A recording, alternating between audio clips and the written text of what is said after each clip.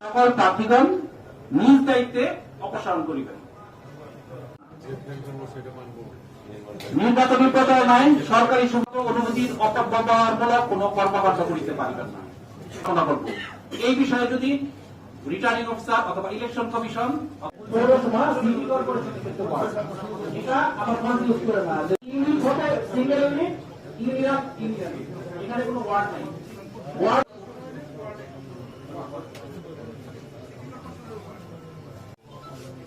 Billboard ব্যবহার বিলবোর্ডের item হবে।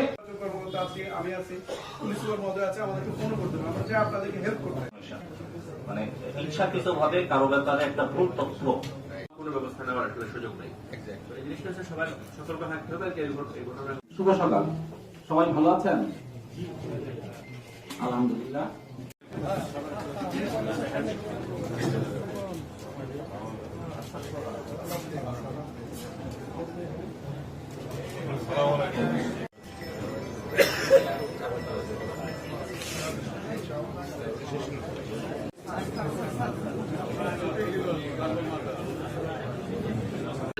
আলহামদুলিল্লাহ, জাতির দীর্ঘদিনের প্রত্যাশিত নির্বাচন আগামী ফেব্রুয়ারি মাসে 12 তারিখ অনুষ্ঠিত হবে। আজকে দলীয় প্রতীক মনোনয়ন বরাদ্দ দেওয়া হয়েছে। জামালপুর সদর 5 আসনে দানিশ প্রতীক আমাকে মনোনয়ন দেওয়া হয়েছে, বরাদ্দ দেওয়া হয়েছে।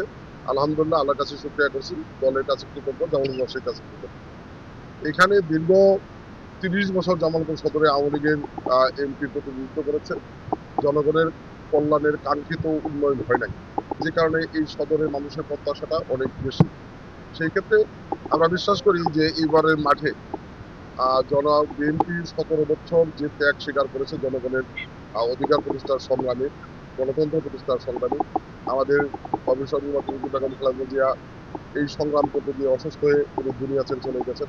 আমাদের অনেক নেতাকর্মী মারা গেছে, জেল কেটেছে, হাজতবাস করেছে, নির্যাতনের শিকার হয়েছে, তারপরে বিএনপি সংগ্রাম করেছে। বিএনপির সাথে জনগণের একটি গভীর সম্পর্ক তৈরি হয়েছে। আমার বিশ্বাস জনগণ এই নির্বাচনে বিএনপির পক্ষে অবস্থান নেবে এবং আমাদের প্রিয় নেতা তারেক রহমান যে স্বপ্নের বাংলাদেশের প্রত্যাশা মানুষের মধ্যে তৈরি করেছে, সেই প্রত্যাশা নিয়েই জনগণ বিএনপির পক্ষে অবস্থান নেবে। একটি বিষয় আমরা খুব খোলামেলা বলতে চাই, আমাদের জাতির সবচেয়ে বড় যে মহান স্বাধীনতা, এই স্বাধীনতার চেতনাকে লালন করে 24-এর চেতনাকে ধারণ করে আমরা সামনে এগিয়ে যেতে চাই। কিন্তু 24-এর চেতনাকে লালন করে 71-এর চেতনা মুছে যাক, এটা আমরা কখনোই চাই না। সেই ক্ষেত্রে যেটি বাস্তবতা সেটি হলো যে আমরা 71-এর মূল চেতনাকে লালন করে 24-এর চেতনায় উজ্জীবিত হয়ে আমরা আগামী দিনে বাংলাদেশ সাজাবো ইনশাআল্লাহ। এখানে যে বিষয়টি অত্যন্ত পরিষ্কার সেটি হলো যে জামালপুরের উন্নয়ন, জামালপুরের রাজনৈতিক অঙ্গন, সামাজিক অঙ্গন, সাংস্কৃতিক অঙ্গন, ধর্মীয় অঙ্গন, সকল অঙ্গনের সাথে আমাদের দীর্ঘদিনের সম্পৃক্ততা। সেই ক্ষেত্রে আমরা মনে করি যে ভোটের রাজনীতিতে আমরা বাংলাদেশ জামাত ইসলামের চেয়ে অনেক অনেক অনেক বেশি এগিয়ে আছি এবং আমরা বিশ্বাস করি অনেক ভোটে আমরা নির্বাচিত হতে পারি। এখানে জামালপুরের যেটি সবচেয়ে বড় সমস্যা, বেকার সমস্যা। সেই ক্ষেত্রে আমরা মনে করি যে ঢাকার সাথে জামালপুরের যোগাযোগ ব্যবস্থা যদি সমৃদ্ধ করা যায়, যেমন যদি টাঙ্গাইলের সাথে জামালপুরের 4 লেন সড়ক, ময়মনসিংহের সাথে জামালপুরের 4 লেন সড়ক এবং জামালপুর রেল লাইনকে ডাবল লাইনে রূপান্তর করা যায়, এখানে যোগাযোগ ব্যবস্থার উন্নতি হলে এখানে নতুন শিল্প গড়ে উঠবে এবং নতুন কর্মসংস্থানের সৃষ্টি হবে। এখানে জামালপুর একটি সম্ভাবনাময় শিল্প হচ্ছে হস্তশিল্প। এই হস্তশিল্পের কর্মীদেরকে প্রশিক্ষণ দেওয়া এবং হস্তশিল্পের প্রসারতার ক্ষেত্রে আমাদের কার্যকরী ভূমিকা থাকবে। এখানে শিক্ষার প্রসারে আমরা কার্যকরী উদ্যোগ নেব এবং স্বাস্থ্য সেবায় মেডিকেল কলেজকে একটি পূর্ণাঙ্গ রূপ দিয়ে এখানে বেসরকারি প্রতিষ্ঠানগুলোকে আরও কার্যকরী করে স্বাস্থ্য সেবাকে আমরা নিশ্চিত করতে চাই। আমাদের নেতা যেটি ইতিমধ্যে ঘোষণা দিয়েছেন যে তৃণমূলে আরও অসংখ্য কর্মী নিয়োগ দেওয়া হবে, তৃণমূলের স্বাস্থ্যকর্মী, তৃণমূলের স্বাস্থ্য সেবাকে নিশ্চিত করা যাবে। আমরা এই বিষয়গুলো মাথায় রেখে সামনে এগিয়ে চলার চেষ্টা করছি।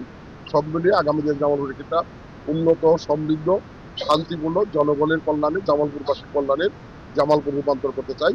আল্লাহ যদি আমাদেরকে কবুল করেন, সেই স্বপ্ন নিয়ে আমরা আগামী দিনে কার্যক্রম করবো ইনশাআল্লাহ।